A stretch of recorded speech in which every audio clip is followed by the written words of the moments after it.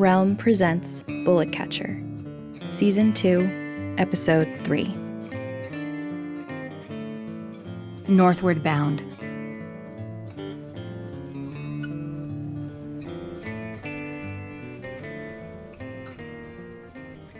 Our accommodations on the Northward bound are small but grand compared to what I'm used to.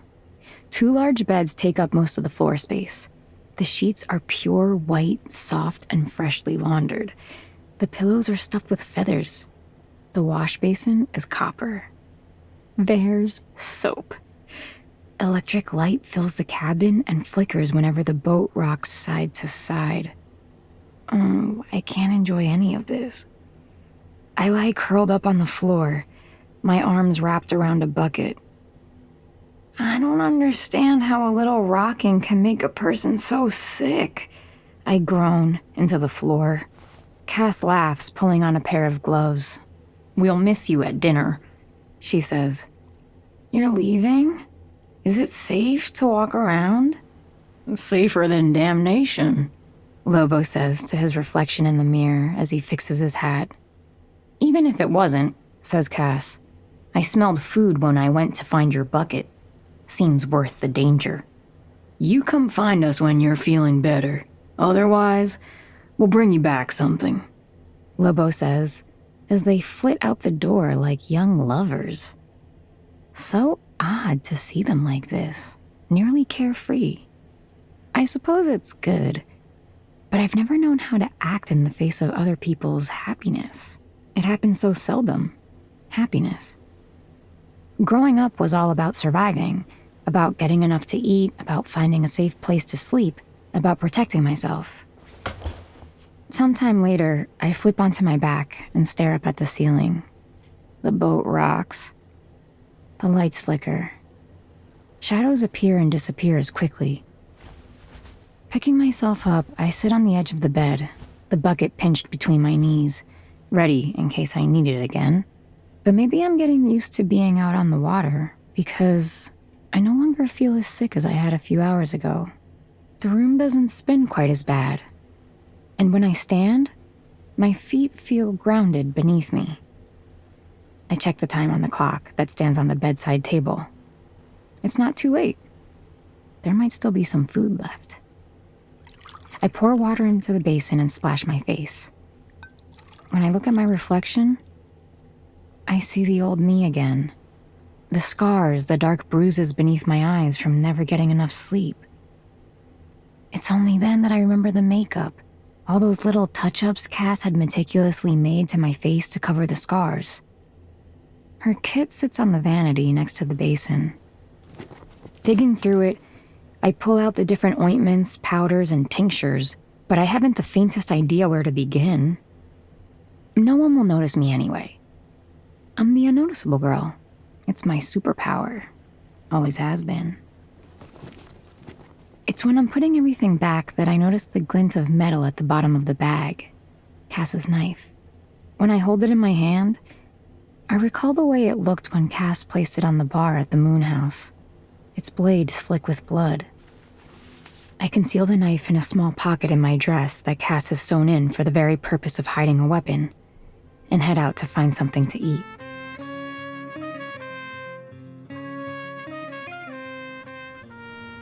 Out on deck, the air is cold and the wind whips the ruffles on my dress. I sort of wish they would tear right off, but with only the one dress, it would probably cause more problems than it would solve. The steamboat is made of 3 decks. The top level, where we're staying, is mostly passenger accommodations, with a covered boardwalk that wraps around it like a halo. Stairs on the port and starboard side lead from the 3rd to the 2nd deck, which holds the grand ballroom, complete with chandeliers, a large bar, a grand piano, and a bandstand. We walked through it when we first boarded.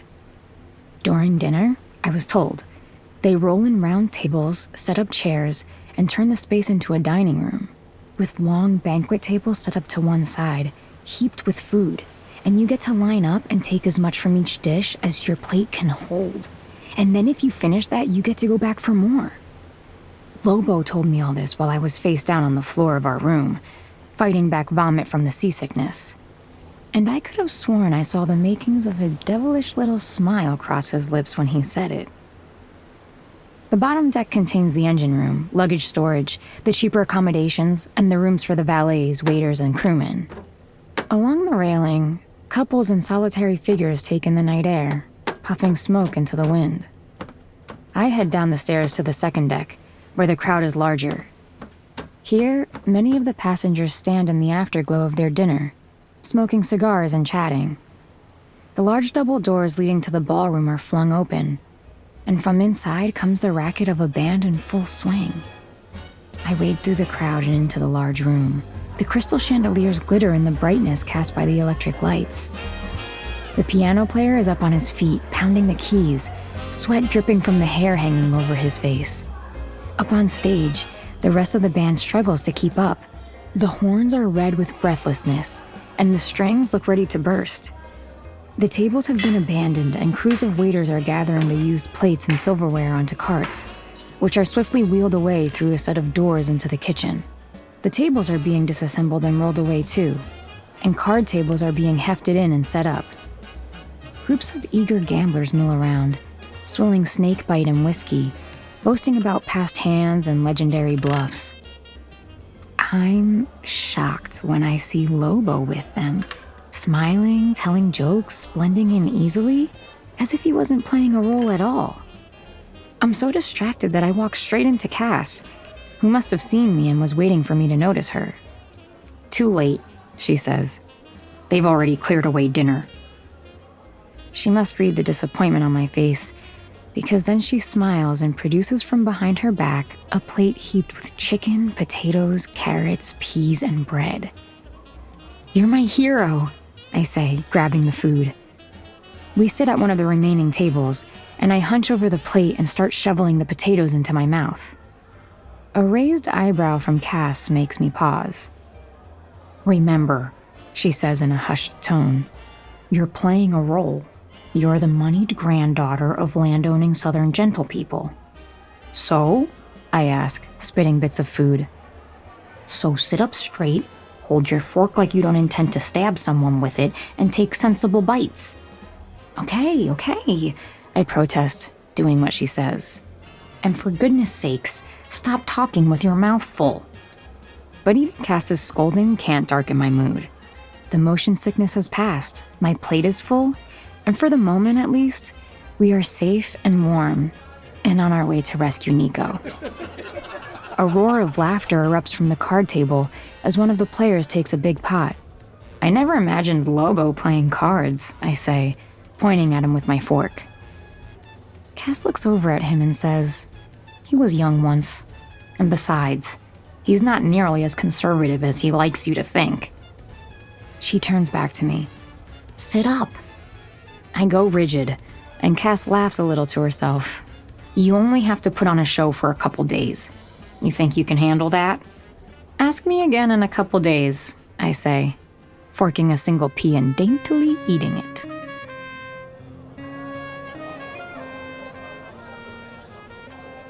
After I finish my food, not so slyly licking the plate clean, and after Cass leaves to return to the room, I stick around to watch Lobo and the other card players. A crowd is gathered around the table, but I manage to wedge myself in between a couple of tall cowboys and station myself over Lobo's shoulder. The gamblers are loud and fill the room with cigar smoke, but it's by far the most civilized game of cards I've ever seen played. The players' guns stay safely in their holsters, and the snakebite and whiskey are drunk with a modicum of moderation. Lobo senses me hovering over his shoulder. He turns and says, "If you hang around me that close, the other players will think we're cheating." "Who's that, old man?" one of the card players says to Lobo. "Your girlfriend?" "This, gentleman, is my granddaughter, Clarissa." "Well, she's just a peach, ain't she?" "Reckon so," the chorus of card players echoes. "Taking her to the big city for the first time. She's as excited as a lightning bug, aren't you, hun?" I force what I hope passes as a smile and answer, "Yes, Pappy." "With all luck, you'll find her a handsome northern beau," Lobo turns to look at me, his face screwed into an impish grin. He winks and says, "That would truly be a blessing, all right."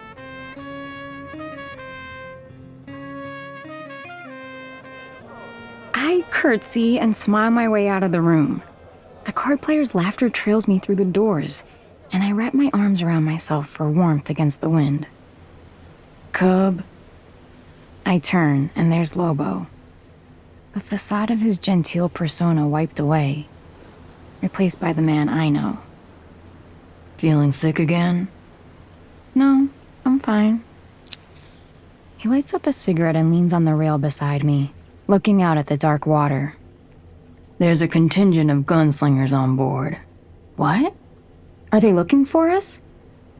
"No, they're on furlough, heading to Gildan. That was them at the other card table, getting drunk." I peer back into the ballroom and spot them. They're nearly falling over one another as they play cards. The dealer watches, exasperated, trying to manage the game. They call for more snakebite, and when the waiter threatens to cut them off, one of them stands and draws his pistol. He doesn't raise it. He just wants the waiter to know how bad he wants another drink, and the waiter, smartly, hurries off to fetch it. "Just keep your eyes peeled," Lobo says, flicking the stub of his cigarette into the water. "These ones are mean." They don't worry me, "I know," he says. "That's what worries me." Then he reaches into his pocket and reveals a small box wrapped in blue tissue paper. He hands it to me, keeping his eyes focused on the darkened shape of the shoreline passing by. "What's this?" I ask, taking the box. "A present," he says. "For your birthday." I stare at the box, not knowing exactly what to do with it. How long has it been since someone gave me a present? Since someone remembered my birthday? Hell, I'd all but forgotten. When did you find time to get me something? "Been holding on to it for a while. It's only a trinket, but you might find some use for it." "Jose, you old geezer," calls one of the gamblers from the ballroom room. "You gonna give us a chance to win our money back or what?" Lobo smiles at me and squeezes my shoulder. Then he heads back in. Carefully, I unfold the tissue and open the box. Inside is an old brass pocket watch, scuffed and worn and newly polished. Taking it into my hands, I press the button and the case pops open. Inside, etched into the brass, is the inscription, "To Lobo, from your father." And below that, "For Imma, on your 17th birthday."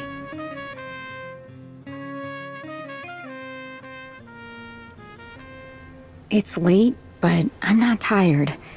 On deck, a few stragglers have stuck it out in the cold, smoking or just looking at the moon, which hangs low and huge overhead. Here and there along the shore shine the lights of a small town or signal tower. The moon casts silver light along the water. I do a couple laps around the deck, trying to tire myself out, my hands wrapped around Lobo's gift as though it were a warm coal. It's late and I should head back to the room, but I'm too happy and too full of good food to go to bed just yet. I head down the stairs to the bottom deck, where I duck inside to take cover from the chill. Here, the boat takes on a different character. The openness of the top decks gives way to cramped and narrow passages. Above, everything looks spick and span, but here the varnish on the wood walls and ceiling is cracked and peeling in the humid atmosphere. Smoke pools against the low ceiling, and the smell of coal, oil, and tobacco looms heavy in the air. I take only a few steps inside before I'm struck by the feeling that I shouldn't be here. I turn to leave, but there's a large man blocking the passage. The door to his quarters is flung open, and he leans with one hand against the wall for balance, looking at the ground like he's going to vomit. In his other hand, he grips a half-drunk bottle of snakebite by the neck. His suspenders hang off his shoulders, and the grip of his shooter sticks out of his holster. He wasn't at the card table, but he's wearing a gray gunslinger uniform, unbuttoned and hanging off his shoulders like a coat. He tilts the bottle to his lips and takes a swig.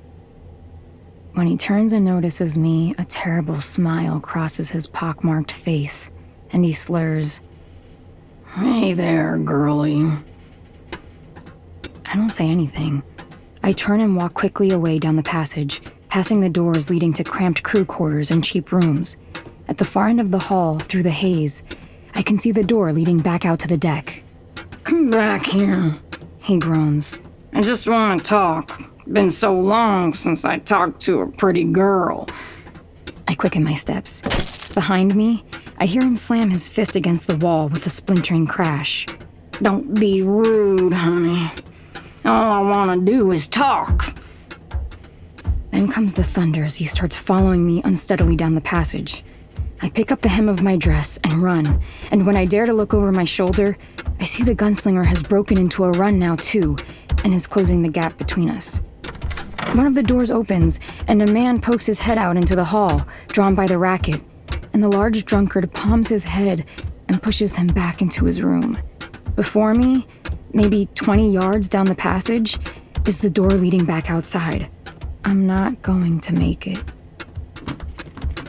I try the doors as I pass, but they're all locked. I dare another look and watch as the gunslinger tilts and falls through a door, crashing into the room. A shout comes from within, then the sound of a quick brawl, and the man emerges back into the hallway.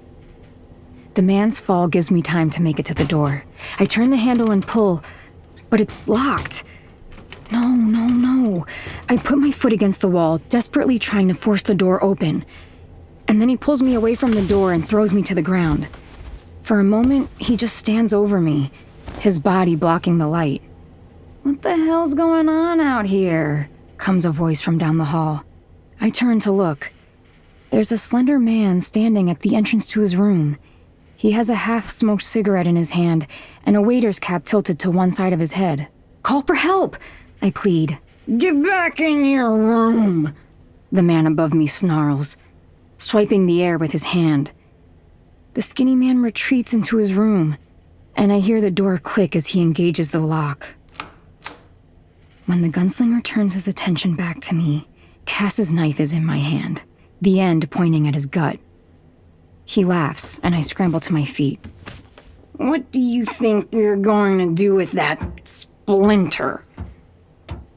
He walks toward me slowly, his hands out in front, ready to parry my attack. I turn the knife over in my hand, and when he lunges for me, I feint left, before shifting my weight and going right, the dagger poised to bury itself into his calf. But the man's quick, and he catches my arm as I try to drive the knife into his leg. He squeezes my wrist until the pain is too much, and I drop the knife. Then he pushes me down so I'm wedged against the wall and floor. His face is right next to mine, and his snake-bit breath burns my nose. A queer expression crosses his face. I know you, girlie, he says. You're the one on the posters. I don't know what you're talking about. He laughs, a disgusting, howling laugh. No, you're the one, all right. And then his eyes get all droopy, and his lips purse like a cow's asshole, and he says, But ain't no reason we can't have a little fun before I collect on that reward. It's a long boat ride. He starts pawing and ripping at my dress. I scream, but by now I know no one's coming. He presses his face up against mine, trying to kiss me. I manage to push him away, and when he tries to kiss me again, I bite down hard on his nose. The blood gushes into my mouth as I tear into his flesh. He screams and pushes me away. Finding the knife, I pull myself to my feet. He's hunched over on his knees, his hands in front of his face to catch the blood. I turn the knife over in my hand and drive it into his back.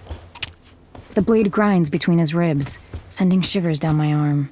He howls, and suddenly he's on his feet again. He grabs me by the front of my dress and throws me at the wall. The force sends me splintering through a door into the darkness of the room beyond. I tumble down a flight of stairs and land at the bottom with a thud. When I come to, the man is standing in the doorway at the top of the stairs, trying to reach around his back to pull out the knife. All around me, machine noises drown out any other sound. As my eyes adjust to the darkness, I realize I'm in the engine room. The air is heavy with coal smoke. The furnace fills the far end of the room, the doors standing open, a bright orange and blue flame burning within. The man lets out a groan from the top of the stairs as he finds the blade and pulls it out. He throws it away. You're going to wish to hell you hadn't done that, He says. Anger and pain have sobered him up. Groggy and aching all over, I get to my feet. The man walks slowly, terribly, down the stairs toward me, each step a new act of menace. I look around for anything to use as a weapon and spot a shovel sticking out of the mound of coal heaped to one side of the furnace. At the bottom of the stairs, the gunslinger sees the shovel, gripped in both my hands like a sword, and draws his gun. I'm finished playing, he says. If you want to live, drop it.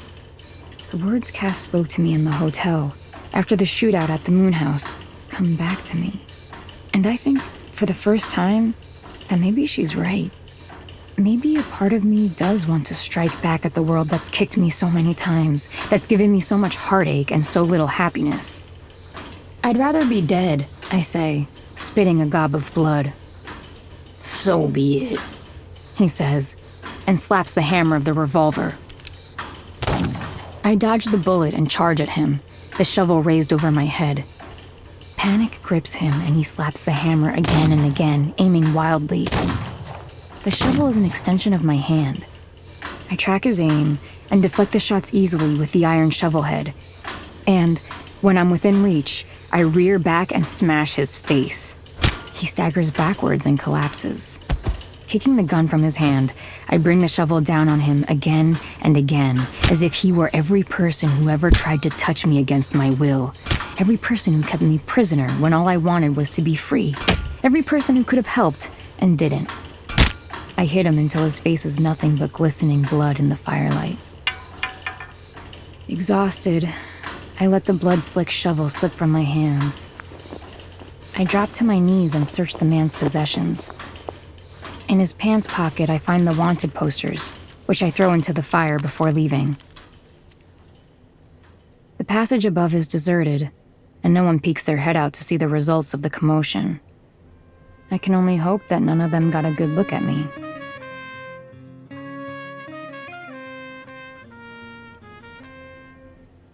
Back in the room, I collapse to the floor and lean against the wall in a heap of tattered clothes, blood, and bruises. A lamp burns on the table beside the bed, where Cass is sitting and reading. "What the hell happened to you?" she cries, rushing to my side. But when she stoops to get a better look, I can see in her face she knows enough. And then I start crying and can't stop, and Cass pulls me in and holds me until it's over. "Where?" she asks, handing me a glass of water when it seems like I'm all cried out. I recount everything that happened, how I had been wandering, then my encountering the drunken man, and finally the fight in the engine room. He recognized me from the wanted poster. He had them on him. By now, Cass has brought over the basin and is cleaning my face with a damp cloth that she dips into the water, pink with blood. But at the mention of the wanted posters, she stops. He had them on him? I burned them. Lobo enters the room in a plume of cigar smoke. He seems in good humor until he sees us. He kneels beside me, examining my face and torn clothes. "Who?" he says. "He's dead," I answer flatly. Did anyone see? Maybe, I'm not sure. He doesn't seem to know exactly what to say, so he says the wrong thing. Can the dress be saved? It's the only one I have. My only other clothes are my trousers and cotton shirts. Fine, sturdy clothes, but not what you'd expect some milk-fed rich girl to be wearing, even if she is the granddaughter of a rancher. "We'll have to take in my spare," Cass says. She rises and goes to her luggage, takes out her spare dress, sits on the bed and begins making alterations. Probably glad to have something to do with her hands.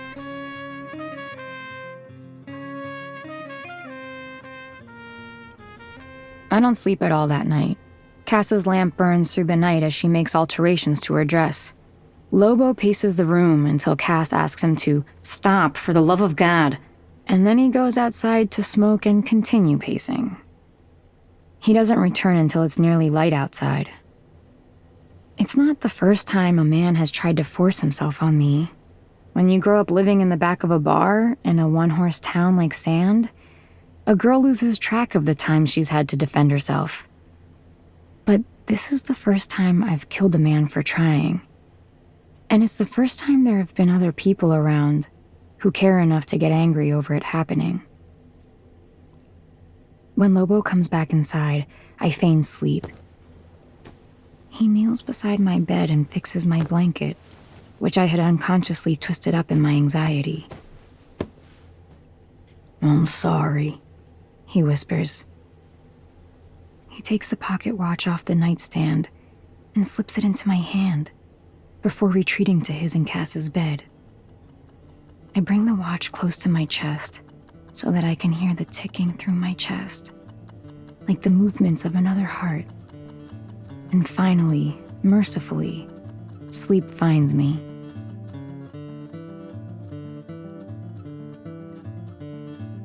You're listening to Bullet Catcher Season 2 by Joaquin Lowe. Produced by Realm, your portal to another world. Listen away.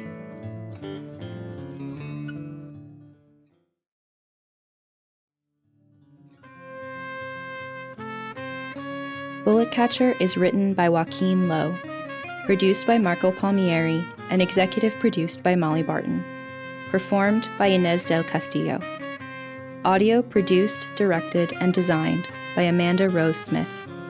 Additional editing by Corey Barton. Original theme composed by Hashem Asadolahi, with performances by Justin Morel and Josh Deutsch. Cover art by Christine Barcelona.